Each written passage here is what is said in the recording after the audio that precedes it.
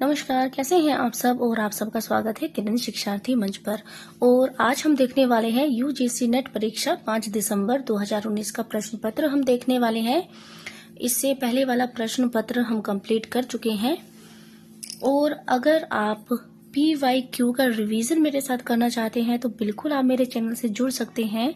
और आप अगर मेरे साथ हिंदी साहित्य का भी रिवीजन करना चाहते हैं तो उसके लिए आपको करना क्या होगा, मेरे चैनल को सब्सक्राइब करना होगा, बेल आइकन को प्रेस करना होगा, जिससे मैं जो भी क्लास डालती हूँ उसका नोटिफिकेशन आपको मिल जाए।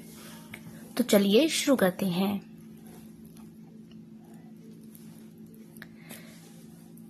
पहला जो प्रश्न है, अंधेरी नगरी का अंतिम दृश्य है। अरण्य, जंगल, बाजार, शमशान। तो जो अंधेरी नगरी का अंतिम दृश्य है वो है शमशान।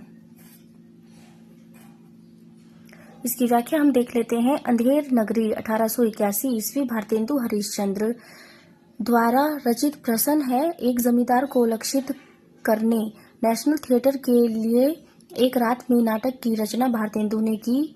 1960 में अंधेर नगरी चौपट राजा की प्रथम प्रस्तुति हुई।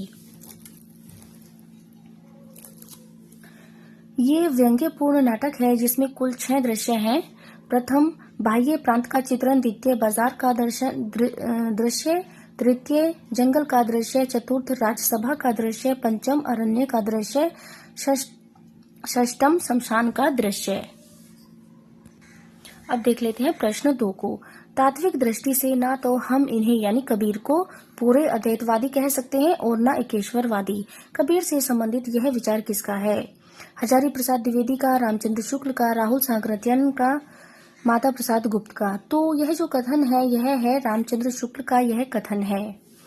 अब नीचे हजारी प्रसाद द्विवेदी और रामचंद्र शुक्ल दिए गए हैं और इनके कथन भी हैं। तो डॉक्टर हजारी प्रसाद द्विवेदी का जो जन्म हुआ 1907 में हुआ, निधन 1979 में हुआ। इनका कथन है, सीधी भाषा में कबीर ऐसी चोट करते थे कि चोट खाने वाला केवल धूल झाड़कर चल देने के सिवा और कोई रास्ता नहीं पाता है। रामचंद्र शुक्ल जिनका जन्म हुआ 1884 में, निधन हुआ 1941 में। उन्होंने भारतीय ब्रह्मवाद के साथ सूफियों के भावात्मक रहस्यवाद, हठ योगियों के साधनात्मक रहस्यवाद और वैष्णवों के अहिंसावाद तथा प्रबुद्धवाद का मेल करके अपना पंथ खड़ा किया। तीसरा प्रश्न है, दिवस का अवसान समीप था, गगन था कुछ लोहित हो चला, तरु शिखा पर थी अब राजती, कमलिनी कुल वल्लभ की प्रभा। इन पंक्तियों का आशय है, सूर्यास्त हो गया था, आसमान में लालिमा फैलने लगी थी, चिड़िया अपने नीड़ों पर विश्राम कर रही थी, पेड़ों में फुंगियों पर सूरज की आखिरी किरणें विराजमान थी। तो इन पंक्तियों का जो अर्थ है वो है बी, आसमान में लालिमा फैलने लगी थी। आसमान में लालिमा फैलने लगी थी और इन पंक्तियों का तात्पर्य है, पेड़ों की फुंगियों पर सूरज की आखिरी किरणें विराजमान थी। तो इस तरह से जो हमारा ठीक होता है वो होता है बी। अब इसकी व्याख्या देख लेते हैं। ये पंक्तियां अयोध्या सिंह उपाध्याय हरिओद की खड़ी बोली में रचित रचना प्रिय प्रवास 1914 की पंक्तियां हैं। प्रिय प्रवास 1914 खड़ी बोली का प्रथम महाकाव्य है जिनमें 17 सर्ग हैं। ये पंक्तियां प्रथम सर्ग की हैं। प्रिय प्रवास में राधा कृष्ण को लोक सेवक के रूप में चित्रित किया गया है।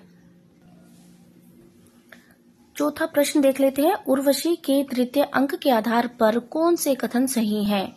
शक्तिशाली और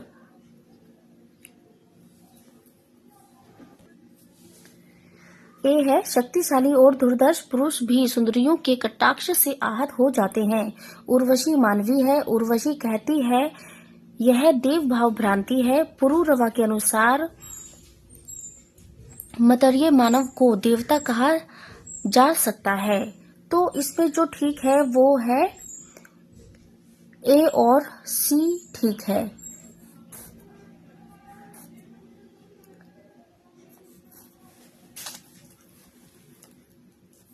इसकी व्याख्या देख लेते हैं। उर्वशी 1961 जयशंकर प्रसाद द्वारा रचित गीति नाट्य है। इसमें उर्वशी पुरूरवा प्रेमाख्यान है जिसके द्वारा मानव की प्रमुखतम समस्या काम का विश्लेषण किया है। तो कुछ पंक्तियां दी गई हैं यहाँ पर। पीछे लगा जाई था लोक बद के साथी, आगे सतगुरु मिलिया दीपक दिया हाथी। उक्त पंक्तियों में कबीर कहना चाहते हैं, लोक और वेद अनुसरण करने के कारण परम तत्व से दूर था। लोक और वेद की रूढ़िवादिता ने परम तत्व के अभिज्ञान का मार्ग प्रशस्त किया। सतगुरु के ज्ञान रूपी प्रकाश से मन परम तत्व का साक्षात्कार किया। सतगुरु ने दीपक थमाकर संसार में भटकने के लिए छोड़ दिया। तो जो इसका आंसर है वो है ए और सी। ए और सी यानी बी ऑप्शन ठीक है। अब इसकी व्याख्या हम देख लेते हैं। ये पंक्तियां हजारी प्रसाद द्विवेदी द्वारा लिखित कबीर की पद संख्या 1991 की हैं। इसमें कबीरदास जी कहते हैं कि मैं तो लोक और वेद का अनुसरण करने के कारण मैं परम तत्व से दूर था, लेकिन ज्ञान रूपी दीपक लिए सद्गुरु मिल गए और मैंने परम तत्व का साक्षात्कार किया। अब देख लेते हैं छठे प्रश्न को। उत्तरकांड के कलयुग प्रसंग में तुलसीदास ने लिखा है, आचारहीन और वेद विरोधी लोग ज्ञानी और सन्यासी कहलाएंगे। माता पिता अपने बच्चों को मानव धर्म की शिक्षा देंगे। पत्नी के मर जाने और घर गृहस्थी और संपत्ति के नष्ट हो जाने के बाद लूटे पिटे लोग संन्यास ग्रहण करेंगे। कलयुग में अच्छा समय होगा और लोग सुखी होंगे। तो हमें बताना है कि उत्तरकांड के कलयुग प्रसंग में तुलसीदास जी ने इनमें से कौन कौन सी ऐसी पंक्ति है जो उन्होंने लिखी हैं। तो उन्होंने लिखा है ए और सी, आचारहीन और वेद विरोधी लोग ज्ञानी और सन्यासी कहलाएंगे। और सी में क्या है, पत्नी के मर जाने और घर गृहस्थी और संपत्ति के नष्ट हो जाने के बाद लुटे पिटे लोग सन्यास ग्रहण करेंगे। ए। अब इसकी व्याख्या में क्या है देख लेते हैं।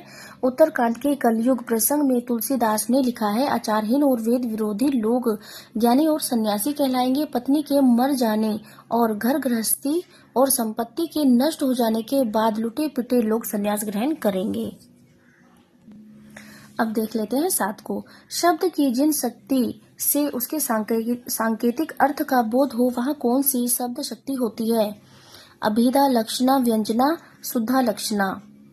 तो वहां पर होती है अभिधा। अब इसकी व्याख्या को हम देख लेते हैं। शब्द शक्ति, शब्दों के अर्थ का बोध कराने वाली शक्ति को शब्द शक्ति कहते हैं। शब्द 3 प्रकार के होते हैं, वाचक, लक्षक और व्यंजक। इन्हीं शब्दों के अनुरूप ही 3 प्रकार के अर्थ होते हैं, वाच्यार्थ, लक्ष्यार्थ और व्यंग्यार्थ। इन अर्थों का बोध शब्द शक्तियों द्वारा होता है। शब्द शक्ति के प्रकार होते हैं, अभिधा वाचार्थ पर आधारित शब्द शक्ति, लक्षणा लक्ष्यार्थ पर आधारित शब्द शक्ति, व्यंजना व्यंग्यार्थ पर आधारित शब्द शक्ति। अब देख लेते हैं अभिधा शब्द शक्ति को। अभिधा शब्द शक्ति, शब्द की जिस शक्ति से उसके सांकेतिक अर्थ का बोध हो उसे अभिधा शब्द शक्ति कहते हैं। उदाहरण, मोहन पुस्तक पढ़ रहा है। अभिधा शब्द शक्ति के प्रकार होते हैं रूढ़, यौगिक और योग रूढ़। अब देखते हैं लक्षणा शब्द शक्ति को। लक्षणा शब्द शक्ति मुख्यार्थ की बाधा होने पर रूढ़ी, लोक प्रसिद्ध या प्रयोजन उद्देश्य के कारण जिस शक्ति के द्वारा मुख्यार्थ को संबंध अन्य अर्थ की प्राप्ति हो उसे लक्षणा शब्द शक्ति कहते हैं। लक्षणा मुख्यार्थ का व्यापार है, शब्द और लक्षणा का सीधा संबंध नहीं है, इनके बीच वाच्यार्थ स्थिति है। लक्षणा शब्द शक्ति 3 निर्मित है, मुख्यार्थवाद, मुख्यार्थ योग, रूढ़ी या प्रयोजन। उदाहरण, यदि कहें कि लड़का शेर है तो इसका लक्ष्यार्थ है लड़का निडर है। यहाँ पर शेर का सामान्य अर्थ अभिष्ट नहीं है, लड़के को निडर बताने के प्रयोजन से उसके लिए शेर शब्द का प्रयोग किया गया है। व्यंजना शब्द शक्ति, शब्द के जिस व्यापार से मुख्य और लक्ष्य अर्थ से भिन्न अर्थ की प्रतीति को उसे व्यंजना कहते हैं। व्यंजना शब्द शक्ति से अन्यार्थ या विशेषार्थ का ज्ञान कराने वाला शब्द व्यंजक कहलाता है, जबकि उस व्यंजक शब्द से प्राप्त अर्थ को व्यंग्यार्थ या धन्यार्थ कहते हैं। व्यंजना शब्द शक्ति के प्रकार है, शाब्दी व्यंजना और आर्थी व्यंजना। अब देख लेते हैं प्रश्न 8 को। प्रकाशन वर्ष की दृष्टि से निम्नलिखित काव्य कृतियों का सही अनुक्रम है। विष्णुप्रिया कुकुरमुत्ता, चांद का मुंह टेढ़ा है, आंगन के पार द्वार। तो जो इसमें सही क्रम है वो है बी, कुकुरमुत्ता, विष्णुप्रिया, आंगन के पार द्वार, चांद का मुंह टेढ़ा है। अब यहाँ पर काव्य कृति दी गई है, प्रकाशन वर्ष है और रचयिता है। कुकुरमुत्ता 1942 सूर्यकांत त्रिपाठी निराला, विष्णुप्रिया 1957 मैथिली शरण गुप्त, आंगन के पार द्वार 1961 अज्ञेय, चांद का मुंह टेढ़ा है 1964 मुक्तिबोध। अब देख लेते हैं प्रश्न 9 को। यहाँ पर स्थापना वाले प्रश्न हमारे आ गए हैं, तो देख लेते हैं इसमें स्थापना क्या है। स्थापना है भारतेंदु युग में मध्यकालीन और आधुनिकता का द्वंद्व है। तर्क है क्योंकि उस समय का भारतीय समाज संक्रमण से गुजर रहा था। तो हमें बताना है कि इसमें कौन सा सही है और कौन सा गलत है। तो इसमें मुझे तो दोनों ही सही लगते हैं।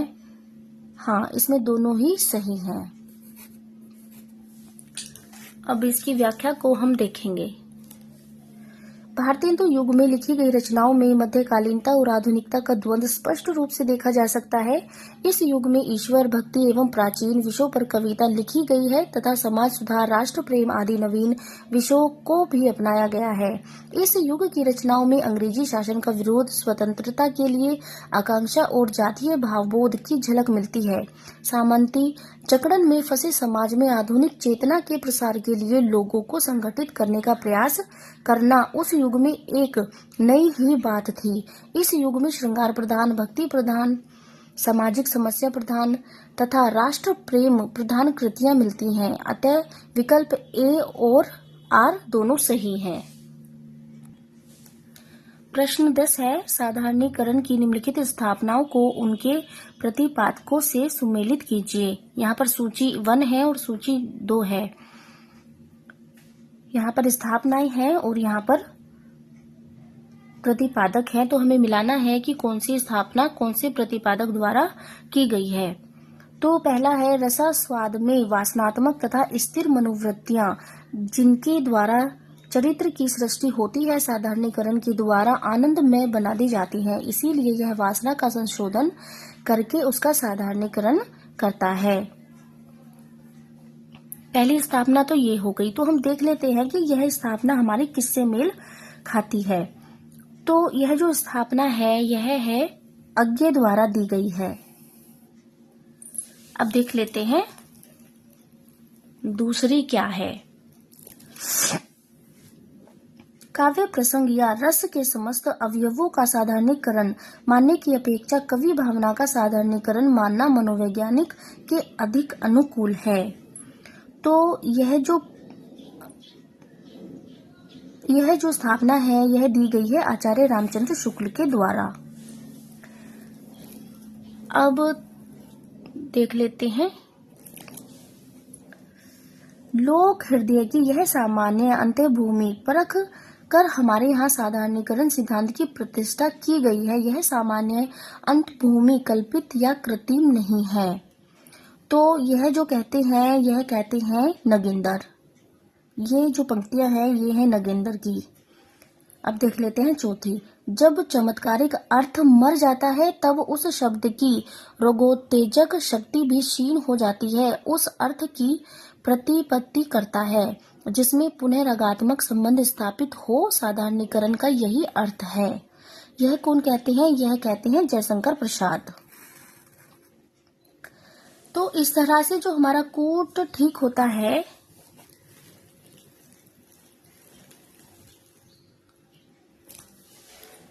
जो हमारा कूट ठीक होता है वो तो होता है बी। अब व्याख्या में वही पंक्तियां हैं और उनके सामने उनके प्रतिपादक दिए गए हैं। रस स्वाद में साधारणीकरण करता है अज्ञेय। काव्य प्रसंग या रस अधिक अनुकूल है रामचंद्र शुक्ल। लोक हृदय की यह कृत्रिम नहीं है नगेंद्र। जब चमत्कारिक अर्थ साधारणीकरण का यही अर्थ है जयशंकर प्रसाद। अब देख लेते हैं प्रश्न 11 को। निम्नलिखित में से व्यंग्य रचनाएं कौन सी हैं? भूलने के विरुद्ध जीप पर सवार इल्लियां अपनी अपनी बीमारी निषाद बांसुरी। तो इसमें जो व्यंग्य रचनाएं हैं वो है जीप पर सवार इल्लियां और अपनी अपनी बीमारी। तो इस तरह से हमारा ऑप्शन जो ठीक होता है वो होता है डी। यहाँ पर व्याख्या भी हम पढ़ेंगे। जीप पर सवार इल्लियां शरद जोशी द्वारा लिखा गया व्यंग्य निबंध है जिसमें चने की खेती को नुकसान पहुंचाने वाले कीड़े लग जाने का वर्णन करते हुए सरकारी कर्मचारियों को भी इल्ली जैसा बताया गया है, क्योंकि वे व्यवस्था के नाम पर अपनी स्वार्थ पूर्ति और जनता को नुकसान पहुंचाने का काम करते हैं। दूसरा है अपनी अपनी बीमारी। हरिशंकर परसाई 1924 से 1995 द्वारा रचित व्यंग्य कहानी जिसमें सब बीमारियों को जांचते नजर आते हैं जो हमारे व्यवहार में इस तरह घुल मिल गए हैं कि उनके इलाज की जरूरत ही महसूस नहीं होती। 12वां है निम्नलिखित में से हिंदी के यात्रा वृत्तांत हैं। याद हो कि न याद हो, अरे यायावर रहेगा याद आखिरी चट्टान तक, जिनकी याद हमेशा रहेगी। तो जो इसमें यात्रा वृत्तांत हैं वो है बी और सी। अरे यायावर रहेगा याद आखिरी चट्टान तक। इसकी व्याख्या को हम देख लेते हैं। यात्रा वृत्तांत। अरे यायावर रहेगा याद 1953 आखिरी चट्टान तक 1953। संस्मरण। याद हो कि न हो, जिनकी याद हमेशा रहेगी आखिरी चट्टान तक 1953। मोहन राकेश का यात्रा वृत्तांत है। दिसंबर 1952 से फरवरी 1953 के बीच मोहन राकेश ने गोवा से कन्याकुमारी तक की यात्रा की थी। यात्रा के दौरान उत्पन्न स्वाभाविक अतिरिक्त भावुकता लिखते समय तटस्थता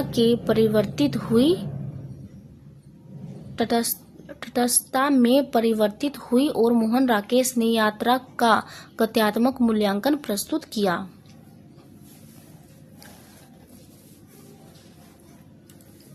अरे यायावर रहेगा याद 1953 अज्ञे 1911 से 1987 द्वारा रचित एक यात्रा संस्मरण जो स्वदेश यात्रा से संबंधित है। यहाँ पर संस्मरण है और यहाँ पर प्रकाशन वर्ष लेखक। याद हो कि न याद हो 1992 ईस्वी काशीनाथ सिंह, जिनकी याद हमेशा रहेगी 1992 अमृत राय। प्रश्न 13 है प्रकाशन काल की दृष्टि से भीष्म साहनी के नाटकों का सही अनुक्रम है। हानुश, माधवी, रंग दे बसंती, चोला, आलमगीर। तो इसमें जो सही क्रम है वो पहला ही है, हानुश, माधवी, रंग दे बसंती, चोला, आलमगीर। अब इसकी व्याख्या को हम देख लेते हैं। यहाँ पर नाटक है, वर्ष है, विषय है। हानुश 1977 चेकोस्लाविया की लोक कथा है। कबीरा खड़ा बाजार में 1981 ईस्वी कबीर के युग प्रवर्तक व्यक्तित्व का चित्रण है। माधवी 1985 ईस्वी महाभारत की कथा पर आधारित है। मुआवजे 1993 ईस्वी मूलतः पंजाबी में लिखा गया, नाटककार द्वारा हिंदी में अनुदित। रंग दे बसंती 1998 ईस्वी जलियांवाला बाग हत्याकांड पर आधारित है। आलमगीर 1999 औरंगजेब व दारा शिकोह के बीच का मजहबी द्वंद्व है। अब देख लेते हैं प्रश्न 14 को प्रकाशन काल के अनुसार निम्नलिखित उपन्यासों का सही अनुक्रम है। परीक्षा गुरु, गोदान, शेखर एक जीवनी, तमस। तो इसमें जो सही है वो है डी, शेखर एक जीवनी, तमस, गोदान और परीक्षा गुरु। यहाँ पर ये उपन्यास दिए गए हैं, इनका प्रकाशन वर्ष दिया गया है और उपन्यासकार दिए गए हैं। जो परीक्षा गुरु है वो 1882 की रचना है, लाला श्रीनिवास दास। गोदान 1936 की है, मुंशी प्रेमचंद। शेखर एक जीवनी 1941 की है, अज्ञेय। तमस 1973 भीष्म साहनी। शास्त्रानुसार अर्थ प्रकृति के प्रकार हैं। यत्न, विमर्श, बिंदु, बीज। निम्नलिखित में सही विकल्प चुनिए। तो इसमें जो है सी और डी ठीक है, बिंदु और बीज।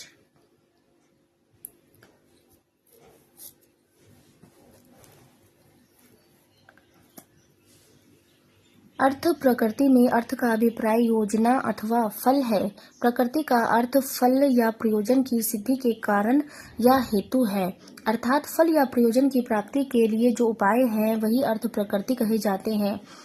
कार्यावस्थाओं के अनुसार नाटक के प्रयोजन की सिद्धि हेतु 5 अर्थ प्रकृतियां निश्चित की गई हैं। पंडित विश्वनाथ एवं धनिक ने इसे प्रयोजन सिद्धि हेतुत्व कहा है। कथा वस्तु को प्रधान फल की ओर अग्रसर करने वाला चमत्कारपूर्ण अंश अर्थ प्रकृति कहलाता है। अर्थ प्रकृति के प्रकार हैं बीज, बिंदु, पताका, प्रकृति और कार्य। अब देख लेते हैं प्रश्न 16 को। निम्नलिखित में से विदेशी परिवेश पर आधारित कौन से उपन्यास नहीं है? परिविष्ट, चक्रव्यूह, वे दिन, सफर के साथी। तो जो इसमें सही है वो है, इसमें ए सही है और बी सही है, परिशिष्ट चक्रव्यूह, यानी ये वाला ऑप्शन हमारा ठीक है। अब इसकी व्याख्या हम देख लेते हैं। विदेशी पृष्ठभूमि पर आधारित उपन्यास हैं वे दिन, 1964 का है। निर्मल वर्मा का उपन्यास चेकोस्लोवाकिया की पृष्ठभूमि पर आधारित है। इसका मुख्य पात्र है रायना। सफर के साथी सुनीता जैन द्वारा लिखित उपन्यास जिसमें स्विट्जरलैंड का वर्णन है। अब देख लेते हैं प्रश्न 17 को। सर्व सुख नामक अग्रवाल बनिया की कथा किस उपन्यास में उल्लेखित है? देवरानी जेठानी की कहानी, वामा, शिक्षक, भाग्यवती, निसहाय, हिंदू। तो यह जो है देवरानी जेठानी की कहानी में है। देवरानी जेठानी की कहानी 1870 पंडित गौरीदत्त का उपन्यास है। 150 वर्ष पूर्व संक्रमण कालीन भारतीय संस्कृति को जानने के लिए बेहतर उपन्यास है। उपन्यास का आरंभ मेरठ के अग्रवाल बनिया से होता है। ये घर घर की कहानी है। वामा शिक्षक 1872 ईश्वरीय प्रसाद व कल्याण राय द्वारा रचित उपन्यास है।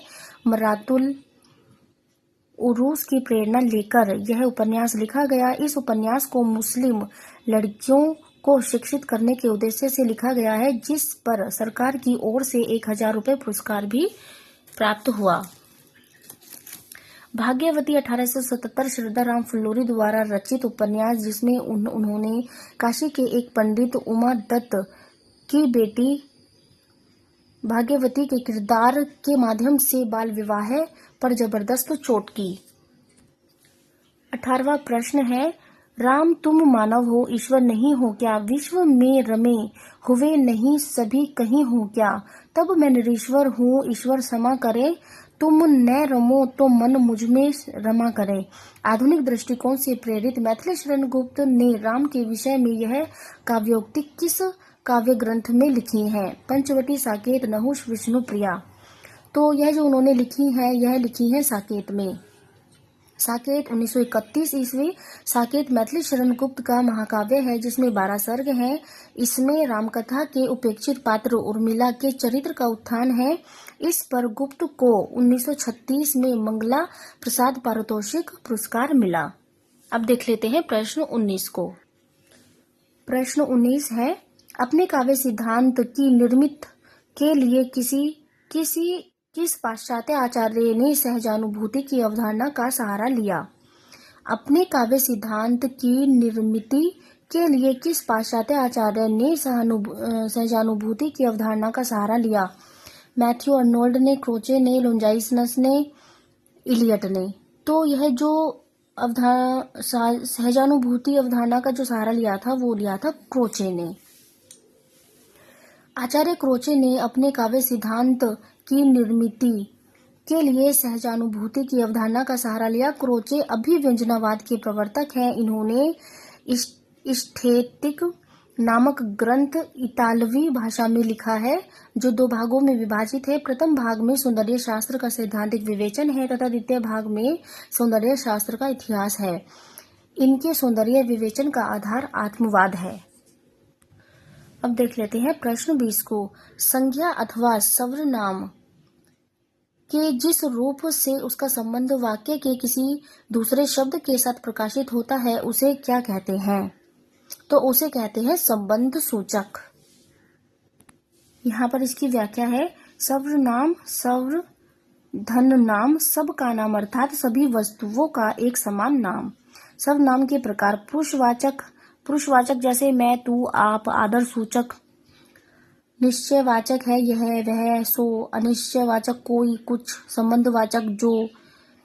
प्रश्नवाचक कौन, क्या। निजवाचक आप, निज के संबंध में। संबंधवाचक सर्वनाम, जिन सर्वनामों का प्रयोग किसी अन्य उपवाक्य में प्रयुक्त संज्ञा या सर्वनाम के संबंध बताने के लिए किया जाता है, उन्हें संबंधवाचक सर्वनाम कहते हैं। इसका प्रयोग वाक्य में एक दूसरे के साथ संबंध बताने के लिए किया जाता है। ये वाक्य सदैव एक दूसरे के बाद आते हैं, जैसे जो, सो, जिसकी, उसकी, वह, जो, वह, जैसी, वैसी, जिसने, उसने, जिसे, वही आदि। अब देख लेते हैं प्रश्न 21 को। प्रश्न 21 है, श्रद्धा और इड़ा से संबंधित मुक्ति बोध के सही कथन कौन से हैं? इड़ा का व्यक्तित्व सामाजिक सार्वजनिक महत्व से विन्यस्त है। श्रद्धा के पास कोई अपना सार्वजनिक जीवन नहीं है। इड़ा बुद्धिवाद का प्रतीक है। श्रद्धा में आत्मबद्ध भावुकता का अभाव है। तो हमें बताना है कि इसमें से कौन कौन से कथन सही हैं। तो इसमें सही है ए और बी। इड़ा का व्यक्तित्व सामाजिक सार्वजनिक महत्व से विन्यस्त है। और बी, श्रद्धा के पास कोई अपना सार्वजनिक जीवन नहीं है। इस तरह से यह ठीक होता है। श्रद्धा और इड़ा से संबंधित मुक्तिबोध के कथन, इड़ा का व्यक्तित्व सामाजिक सार्वजनिक महत्व से विन्यस्त है। श्रद्धा के पास कोई अपना सार्वजनिक जीवन नहीं है। अब देख लेते हैं 22 को। प्रश्न 22 है, नीत्शे का संबंध किस विचारधारा से है? मनोविश्लेषणवाद, उत्तर आधुनिकतावाद, मार्क्सवाद, अस्तित्ववाद। तो नीत्शे का जो संबंध है वो है अस्तित्ववाद से। अस्तित्ववाद के प्रवर्तक डेनिश विद्वान सारेन किरकेगार्ड 1813 से 1855 ईस्वी थे। अस्तित्ववाद के समर्थकों में Nietzsche, Karl Jaspers, Martin Heidegger, Gabriel Marcel, Jean Paul Sartre, Albert Camus आदि का नाम महत्वपूर्ण है। मनोविश्लेषणवाद, इसके प्रवर्तक सिगमंड फ्रायड हैं। उत्तर आधुनिकतावाद, जियां फाक्रोइस लियोतार को उत्तर आधुनिकतावाद का जनक माना जाता है। उत्तर आधुनिकतावाद के कवि हैं डैनियल बेल, जोक देरिडा, रोला Barthes, Lionel Trilling, Edmund Wilson Eliot. मार्क्सवाद के प्रवर्तक कार्ल मार्क्स और फ्रेडरिक एंगेल्स हैं।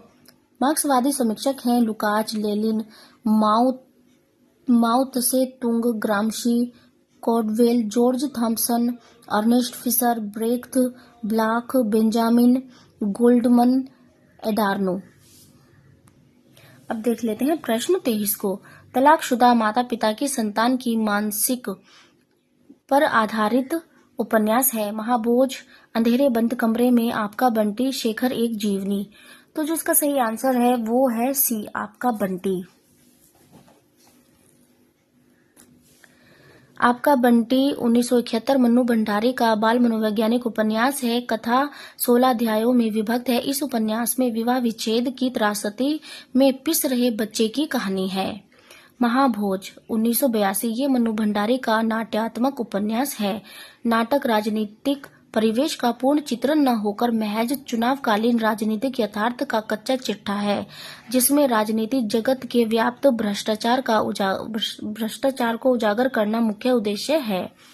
न तो चरित्र प्रधान न घटना प्रधान राजनीतिक माहौल को उजागर करने वाला नाटक है। शेखर एक जीवनी 1941 अज्ञे का उपन्यास है। ये फ्लैशबैक पद्धति पर लिखा गया प्रथम उपन्यास है। उपन्यास 3 भागों में विभाजित है, लेकिन 2 ही भाग प्रकाशित हुए हैं। प्रथम भाग 1941 में प्रकाशित व दूसरा 1944 में प्रकाशित हुआ। इसमें अज्ञे ने बालमन पर पड़ने वाले काम, अहम और भय के प्रभाव तथा उसकी प्रकृति पर मनोवैज्ञानिक ढंग से विचार किया है।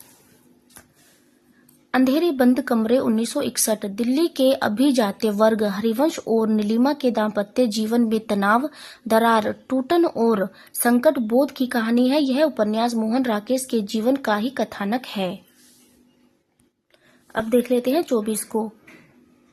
कीजे हूँ कोरिक जतन अब कही काढ़े कोनू, भो मनमोहन रूपू मिली पानी में को लोनू। इस दोहे के संबंध में क्या सही है? इसमें नायिका का कृष्ण के प्रति अनन्य प्रेम व्यंजित है। नायिका के मन रूपी सरोवर में कृष्ण का लावण्य पानी में नमक की तरह घुल गया है। कृष्ण की रूपा शक्ति से नायिका अपने मन को अलग करना चाहती है। कोरिक का अर्थ है कचोटना। कोरिक का अर्थ है कचोटना। निम्नलिखित में से क्या क्या सही है हमें वो बताना है। तो इसमें ए और बी सही है। ए और बी सही है। तो इसकी अब व्याख्या हम देखेंगे। उपयुक्त दोहे के संबंध में सही कथन है। इसमें नायिका का कृष्ण के प्रति अनन्य प्रेम व्यंजित है। नायिका के मन रूपी सरोवर में कृष्ण का लावण्य पानी में नमक की तरह घुल गया है। अब देख लेते हैं प्रश्न 25 को। अच्छी हिंदी बस एक ही व्यक्ति लिखता था, यह कथन किस आलोचक ने किसके बारे में कहा है? तो यह जो कथन है यह महावीर प्रसाद द्विवेदी ने बाल मुकुंद गुप्त के बारे में कहा है।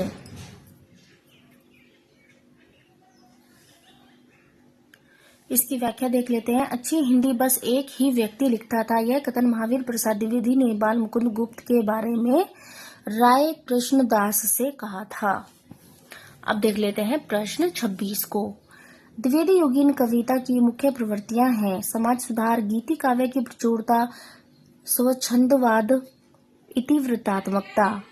तो निम्नलिखित में से सही विकल्प है ए और डी, समाज सुधार और इतिवृत्तात्मकता। द्विवेदी योगीन कविता की प्रमुख प्रवृत्तियां हैं जागरण, राष्ट्रीय चेतना, सामाजिक सुधार, सामाजिक चेतना, मानवतावाद। उद्देश्य, आदर्शप्रकता, आधुनिकता, समस्या पूर्ति, इतिवृत्तात्मकता, काव्य रूप, प्रबंध काव्य, खंड काव्य व मुक्तक कविता, तीनों पर जोर, गद्य व पद्य दोनों की भाषा खड़ी बोली की मान्यता।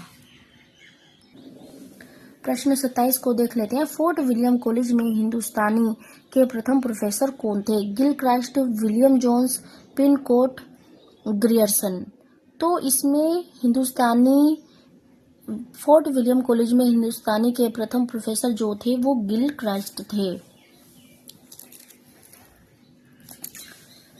फोर्ट विलियम कॉलेज की स्थापना 1800 ईस्वी में लॉर्ड वेलिजली ने कोलकाता में की और गिलक्राइस्ट हिंदुस्तानी विभाग के प्रथम प्रोफेसर यानी अध्यक्ष नियुक्त हुए। John Gilchrist east India company के कर्मचारी व कलकत्ता के फोर्ट विलियम कॉलेज में हिंदुस्तानी के प्रथम प्रोफेसर थे।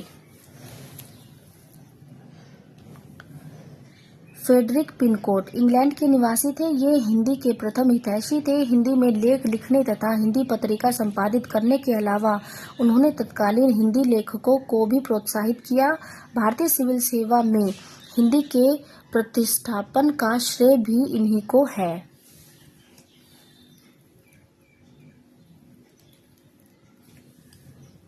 विलियम जोन्स अंग्रेज प्राच्य विद्या पंडित और विधि शास्त्री तथा प्राचीन भारत संबंधी सांस्कृतिक अनुसंधानों का प्रारंभ करता। ग्रियर्सन ने हिंदी साहित्य का इतिहास, the modern vernacular literature of Hindustan 1888 लिखी। ग्रियर्सन के 3 महत्वपूर्ण कार्य: लिंग्विस्टिक सर्वे ऑफ इंडिया, भारतीय भाषाओं का सर्वेक्षण, the modern vernacular literature of Hindustan 1888, Tulsidas का वैज्ञानिक अध्ययन। प्रश्न 28 है। न खास हिंदी न खास उर्दू जबान गोया मिली जुली हो, उपयुक्त कथन किसका है? तो यह जो कथन है यह है शिव प्रसाद सितारे हिंद का। इसकी व्याख्या देख लेते हैं। न खास हिंदी न खास उर्दू जबान गोया मिली जुली हो, यह कथन शिव प्रसाद सितारे हिंद का है। अब देख लेते हैं प्रश्न 29 को। रचना काल के अनुसार निम्नलिखित कवियों का सही अनुक्रम है। सरहपा, पुष्पदंत, अध्ययमान, लुइपा। तो जो इसमें सही क्रम है वो है डी, सरहपा, लुइपा, पुष्पदंत, अध्ययमान। यहाँ पर कवि हैं और रचना काल दिया गया है। सरहपा 769 ईस्वी, लुइपा 830, पुष्पदंत 10वीं शती, अध्ययमान 12वीं से 13वीं शताब्दी के बीच। अब देख लेते हैं प्रश्न 30 को। प्रकाशन काल के अनुसार निम्नलिखित निबंध संग्रह का सही अनुक्रम है। शिरीष की याद आई, अर्धनारीश्वर, अशोक के फूल, श्रृंखला की कड़ियां। तो जो इसमें सही क्रम है वो है सी, श्रृंखला की कड़ियां, अशोक के फूल, अर्धनारीश्वर, शिरीष की याद आई। अब यहाँ पर वही निबंध दिए गए हैं, प्रकाशन वर्ष है और निबंधकार है। श्रृंखला की कड़ियां 1942 ईस्वी, महादेवी वर्मा। अशोक के फूल 1948 ईस्वी, हजारी प्रसाद द्विवेदी। अर्धनारीश्वर 1952 ईस्वी, रामधारी सिंह दिनकर। शिरीष की याद आई 1995, विद्यानिवास मिश्र। अब देख लेते हैं प्रश्न 31 को। इनमें से कौन से अलंकार सादृश्य मूलक हैं? विभावना, व्यतिरेक, उत्प्रेक्षा, असंगति। तो इसमें जो अलंकार सादृश्य मूलक हैं वो हैं ए और सी, ए और सी, विभावना और उत्प्रेक्षा। अलंकार, काव्य में शोभा बढ़ाने वाले तत्व को अलंकार कहते हैं। अलंकार के प्रकार हैं अर्थालंकार और शब्दालंकार। अर्थालंकार, जब वस्तु, भाव, विचार एवं चरित्र का रूप निर्धारण शब्दों के अर्थ से किया जाता है वहां अर्थालंकार होता है। अर्थालंकार के निरूपण की प्रक्रिया का माध्यम सादृश्य, वैषम्य, साम्य, विरोध, तर्क, कार्य, कारण, संबंध आदि होते हैं। अर्थालंकार के प्रकार, सादृश्य मूलक या साधमर्य मूलक अलंकार, विरोध या वैषम्य मूलक अलंकार, श्रृंखला मूलक अर्थालंकार, तर्क न्याय मूलक अर्थालंकार, काव्य न्याय मूलक अर्थालंकार, लोक न्याय मूलक अर्थालंकार, गुणार्थ प्रीति अलंकार अर्थालंकार। सादृश्य मूलक या साधमर्य मूलक अर्थालंकार, इस अलंकार का आधार किसी न किसी प्रकार की समानता होती है। प्रमुख सादृश्य मूलक अलंकार उपमा, रूपक, उत्प्रेक्षा, विभावना, रूपकातिशयोक्ति, प्रदीप, भ्रांति, संदेह, स्मरण, अपहनुति, व्यतिरेक, दृष्टांत, निदर्शना, समासोक्ति, अन्योक्ति आदि है। अब देख लेते हैं सादृश्य मूलक अलंकार। विभावना अलंकार, जहां पर कारण के बिना कार्य की उत्पत्ति हो जाए वहां विभावना अलंकार होता है। उदाहरण, बिनु पद चले बिनु सुने बिनु काना, कर बिनु करम करे विधि नाना, तुलसीदास। उत्प्रेक्षा अलंकार, जब उपमेय में उपमान की संभावना या कल्पना कर ली जाए तब उत्प्रेक्षा अलंकार होता है। उदाहरण, छिपे छबीली मुँह लसै, नीचे अंचल नीर, मनो कलानिधि झलमले, कालिंदी के तीर।